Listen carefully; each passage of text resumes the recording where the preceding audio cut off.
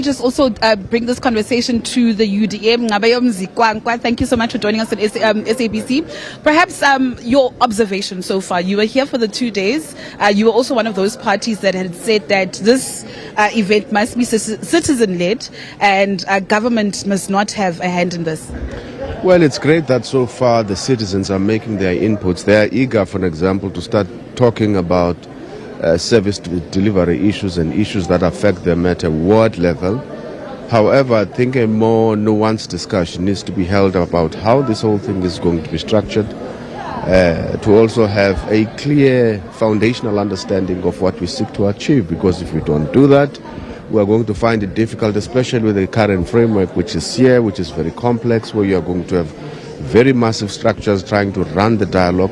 The more lean the structure is, the better in terms of trying to run it. But if you are going to try and make it very too complex, try to make it everything to everyone, it's not going to work. However, I think those discussions are still going to happen as South Africans try to shape the framework and how they want this thing to pan out, and the issues that they want this dialogue to discuss. But also, I think some of the steps are a bit premature. It's either you launch the dialogue and you begin the process of how you want to shape it. You can't launch it whilst people are still trying to even acclimatize with the process, to understand it from a conceptual point of view, and already you are trying to set up structures, trying to set up this. I don't understand what the rush was about. This could have waited. That's why people are frustrated in the plenary. They don't know at times whether they are coming or going. They're even confusing the plenary with the breakaway sessions where some of the discussions can take place. But that is something you instill in people as you roll out it in a very pragmatic, in a very process flow type of planning process. But look, it is here now. We have to make it work for South Africans. What is important is that it must be citizen-led. That's why I've encouraged even my party members, some of the leaders of the party who are here, to say, let's try not to dominate the discussions. That's not the purpose. We have ample platforms around the country for us to be able to express what our positions on various matters are. Now we're here to listen to what South Africans want, listen to their frustrations, and be patient. Even when the inputs they make, we don't like them. They are South Africans. They have every right to make those inputs. And even when they demand to be heard and for them to be given ample time to make their points, that's why we called the dialogue. We wanted to hear those frustrations, give them the opportunity to air them, and not them go out of a dialogue and dialogue about these issues outside of here. It would not be constructive. And talk about listening. I mean, you've been a politician for years now. You represent, the UDM in Parliament. The argument is that sometimes our leaders, government leaders, are tone deaf. You talk about listening. Are you really listening to what people are saying? People are saying, listen, the issues that they're raising here is nothing new. You know these issues: poverty, inequality. There's so many issues that people have been raising, and the argument is that you know these issues, but government is not doing anything about it.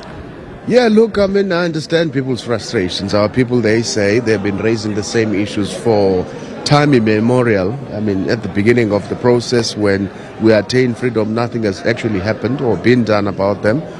But look, the problem is with the quality of leadership they've elected into positions of power, who should have implemented some of the proposals they make. As a public representative and as a party that's represented in Parliament, all we do is, when our people raise issues, we bring them to the attention of the executive in order for them to do something about them and do constant follow-ups. That's all you can do really when you're in the opposition. Now, in the context of Now you're a part of the GNU government.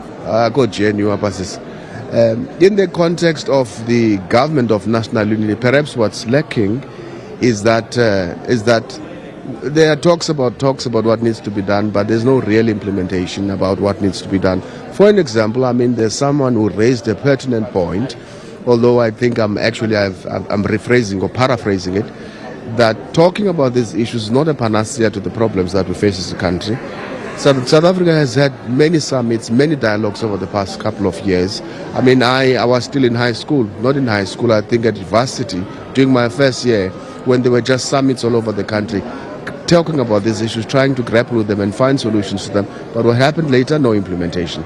So if South Africans are not vigilant coming out of this process in terms of ensuring that whatever resolutions are taken, whatever discussions take place here, there's proper implementation, and leaders in government are held to account. This thing of being a GNU when it's convenient for other people and not GNU, we are UDM, full stop. GNU later when they actually sort themselves. Will the UDM in the GNU government hold your GNU partners to account? Yeah, well, when they want to behave. Some of them don't behave. But we'll continue to be a voice of reason in the context of the GNU, but maintain our independence as the UDM. Okay, continue to be a voice of reason.